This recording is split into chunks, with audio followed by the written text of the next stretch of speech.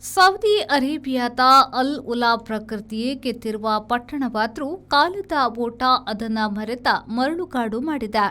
ಈಗ ಮತ್ತೆ ಅದು ಪ್ರಕೃತಿ ಪ್ರವಾಸಿಗರು ಬರುತ್ತಿರುವ ಸ್ಥಳವಾಗಿ ಬದಲಾಗಿದೆ. ಸೌದಿ ಅರೇಬಿಯಾದ ಅಲ್ ಉಲಾವನ್ನ ಮಂಗಳಂಗಳ ಒಂದು ತಿಂಗಳನ ನೆಲ ಎಂದು ವರ್ಣಿಸುವವರಿದ್ದಾರೆ.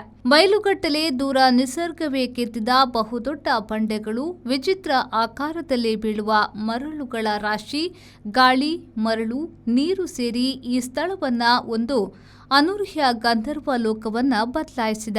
ಜನರೇ ಇಲ್ಲದ ಕಾಲದಲ್ಲಿ ರೂಪುಗೊಳ್ಳುತ್ತಾ ಬಂದ ಅಲ್ ಉಲಾ 2000 ವರ್ಷಗಳ ಹಿಂದೆ ಈಗಿನ ವಿಚಿತ್ರ ಸ್ವರೂಪವನ್ನ ಪಡೆದಿದೆ.